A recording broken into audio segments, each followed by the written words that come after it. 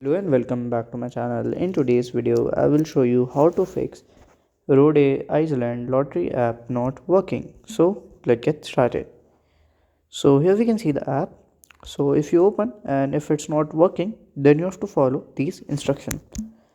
Just press and hold it here. Then have to click on this I button.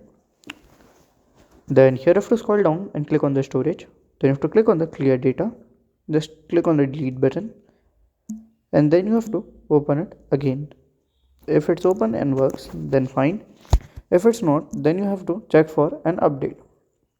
Just click on here and you have to search for the Rhode and Iceland lottery. Just click on here and check for update, download it, and you can use it.